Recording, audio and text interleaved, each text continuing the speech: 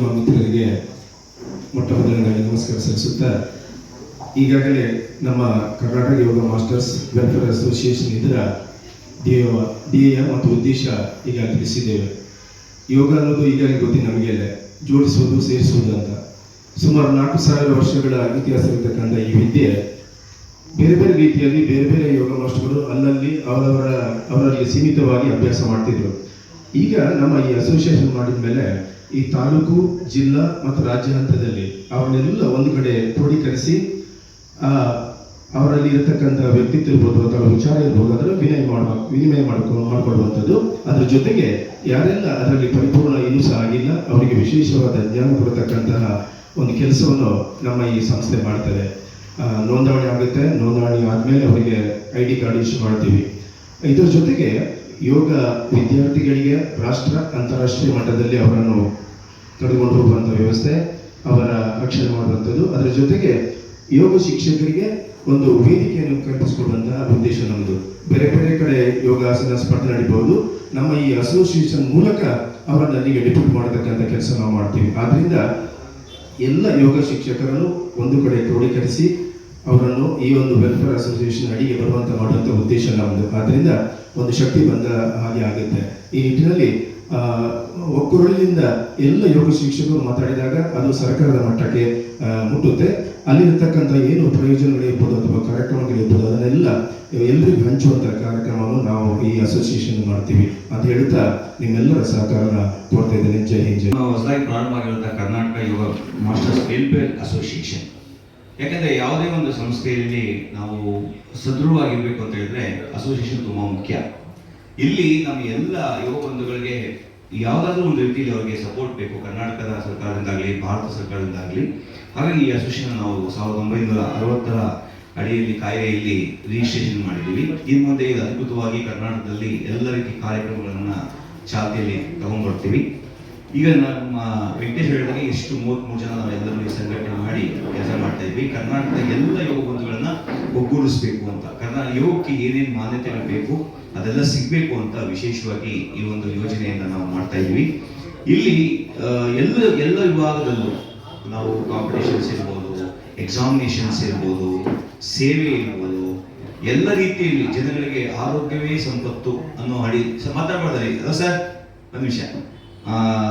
ಎಲ್ಲ ಇವರಿಗೆ ಆರೋಗ್ಯವೇ ಸಂಪತ್ತು, heal without bill, do yoga no roga ಬಿ ಎನ್ ಮೇಕ್ ಅಂತ ನಾವು ಮಾಡ್ತಾ ಇದ್ವಿ. ಎಲ್ಲರಿಗೂ ಆರೋಗ್ಯ ಸಿಗಬೇಕು ಮುಖ್ಯವಾಗಿ. ಮತ್ತೆ ನಮ್ಮ ಕುಂದುಕೊರತೆಗಳು ಶಿಕ್ಷಕರಲ್ಲಿ ಅವರಿಗೆ ಹಲವಾರು ರೀತಿಯಾದಂಥ ಸರ್ಕಾರದಿಂದ ಬರುವಂಥ ಎಲ್ಲ ಏನೇನು ಅವರಿಗೆ ಸವಲತ್ತುಗಳು ಸಿಗಬೇಕು ಆ ಸವಲತ್ತುಗಳಿಗೆಲ್ಲ ಸಹಾಯ ಮಾಡ್ತೀವಿ. ಮತ್ತೆ ಈ ಅಸೋಸಿಯೇಷನ್ ಮುಖಾಂತರ ನಾವು ಅವರಿಗೆ ಯೋಗದಲ್ಲಿ ವಿಶಿಷ್ಟವಾದಂಥ ಶ್ರೇಷ್ಠ ಜ್ಞಾನವನ್ನು ಕೊಟ್ಟು ದೇಶ ವಿದೇಶಗಳಲ್ಲಿ ಅವರಿಗೆ ಜಾಬ್ ಆಪರ್ಚುನಿಟೀಸ್, ಉದ್ಯೋಗಾವಕಾಶಗಳನ್ನು ಸಹ ಮಾಡಿಕೊಡ್ತಾ ಇದ್ವಿ. ಇದೆಲ್ಲವನ್ನ ನಾವು ಮುಂದಿನ ದಿನಗಳಲ್ಲಿ ತರ್ತಾ ಇದ್ದೀವಿ.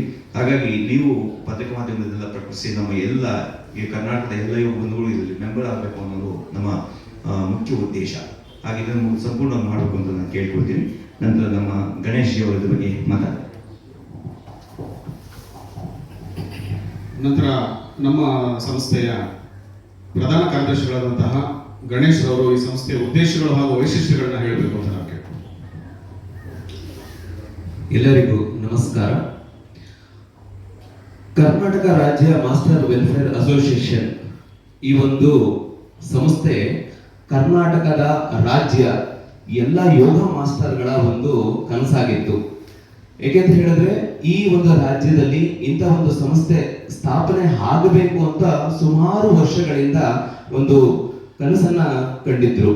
ಏಕೆಂತ ಹೇಳಿದ್ರೆ ಈ ಯೋಗ ಶಿಕ್ಷಕರಿಗೆ ಯಾವುದೇ ಆದಂತಹ ಒಂದು ಮೂಲ ಸೌಕರ್ಯ ಕೊಡುವಂತದ್ದು ಮತ್ತು ಸಮಾಜ ಭದ್ರತೆಯನ್ನ ಕೊಡುವಂತಹ ಒಂದು ಸಂಸ್ಥೆ ಈವರೆಗೂ ಸ್ಥಾಪನೆ ಆಗಿರಲಿಲ್ಲ.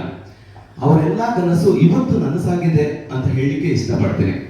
ಈ ಸಂಸ್ಥೆ ಮೂಲಕ ಅವರಿಗೆ ಒಂದು ಭದ್ರತೆ ಒದಗಿಸುವಂತಹ ಕೆಲಸ ಇವತ್ತಿನಿಂದ ಪ್ರಾರಂಭ ಆಗಿದೆ. ಈ ಸಂಘವು ರಾಜ್ಯದ ವಿವಿಧ ಭಾಗಗಳಿಂದ ಯೋಗ ಮಾಸ್ಟರ್ಗಳು, ಯೋಗ ತರಬೇತುದಾರರು ಮತ್ತು ವೆಲ್ನೆಸ್ ವೃತ್ತಿಪರರನ್ನು ಒಂದೇ ವೇದಿಕೆ ತರಲು ಪ್ರಯತ್ನ ಮಾಡ್ತಾ ಇದ್ದೇವೆ. ಈ ಸಮುದಾಯಕ್ಕೆ ಬಲವಾದ ಒಕ್ಕೂಟದ ಧ್ವನಿ ಮತ್ತು ಉತ್ತಮ ಅವಕಾಶಗಳೊಂದಿಗೆ ವ್ಯವಸ್ಥಿತ ಬೆಂಬಲವನ್ನು ಒದಗಿಸಲು ಉದ್ದೇಶಿಸಿದೆ. ಈ ಸಂಘದ ಪ್ರಮುಖ ವೈಶಿಷ್ಟ್ಯವೇನೆಂದರೆ ಶಿಸ್ತು ಮತ್ತು ಸುರಕ್ಷತೆ ಬಗ್ಗೆ ಅದರ ದೃಢ ನಿಲುವು. ಯಾವುದೇ ಯೋಗ ಮಾಸ್ಟರ್ ಅನಾಚಾರ ಅಥವಾ ಮಹಿಳಾ ಸುರಕ್ಷತೆ ಉಲ್ಲಂಘನೆಗಳಲ್ಲಿ ಭಾಗಿಯಾಗಿದ್ದರೆ ಅವರ ವಿರುದ್ಧ ಕಠಿಣ ಕ್ರಮ ಕೈಗೊಳ್ಳಲಾಗುತ್ತದೆ ಎಂದು ಈ ಸಂಘ ಘೋಷಣೆ ಮಾಡ್ತಾ ಇದೆ. ತಪ್ಪಿತಸ್ಥರ ವಿರುದ್ಧ ಅಮಾನತು ಅಥವಾ ಶಾಶ್ವತ ನಿಷೇಧವನ್ನು ವಿಧಿಸಲಾಗುತ್ತದೆ. ಇದರಿಂದ ಯೋಗ ಕ್ಷೇತ್ರದಲ್ಲಿ ಸುರಕ್ಷಿತ ಮತ್ತು ನೈತಿಕ ವಾತಾವರಣವನ್ನು ಬಲಪಡಿಸಲಾಗುತ್ತದೆ.